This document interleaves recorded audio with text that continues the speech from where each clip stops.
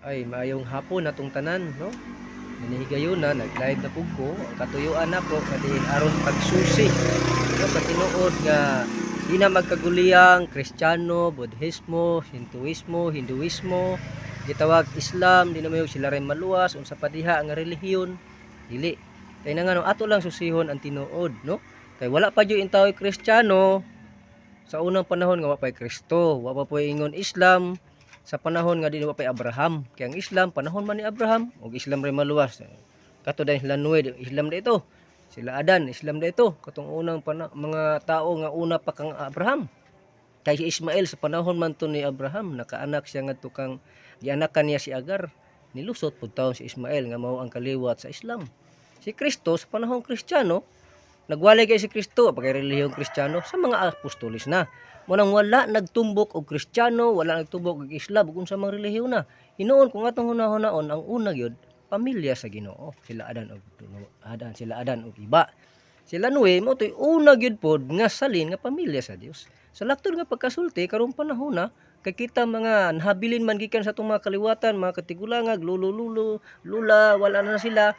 Kita ron nga nabilin ang tawag ana salin o remaining sa English. Unsay pasabot? Remnant. Remnant family of God nga naman.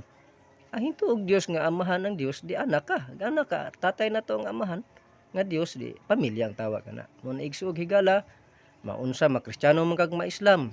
Ikaw karong mitanaw nako, ikaw karong nga naminaw nako. Remnant family of God ka kung nito kag Dios nga imong amahan. Pero wala po ganito og Dios aw. Wa tay mahimo diha. Duha ra man remnant family Satan, may isa iya sa di maayo ug isa sa maayo. Kana lang mga igsuon, inumdumi pag-ayo.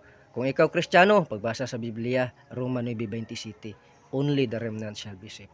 Walay laing karatula, walay laing makapanunod sa tanang mga butang sa Dios dining kalibutan na, sa langit ug sa yuta. Unsay gingon diha sa Karis 8:12, remnant gyud na. Pagi lain.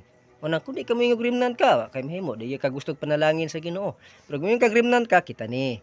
Ano man, nituo ka nga, na-inherit nimo kung unsa ang gitawag dugo o apelido sa imong pinakalulo sa unang panahon. O karon imong naangkon o nabatunan sa imong pagkatawa karon. Ikaw nga nahabilin, gitawag kag salin sa English, remnant or remnant family of God. No? Kanala igsuon, pahinumdum lang gamay no. Para di na ta mag-away, di na ta magdebate. Salamat ug mayong oras na tong tanan.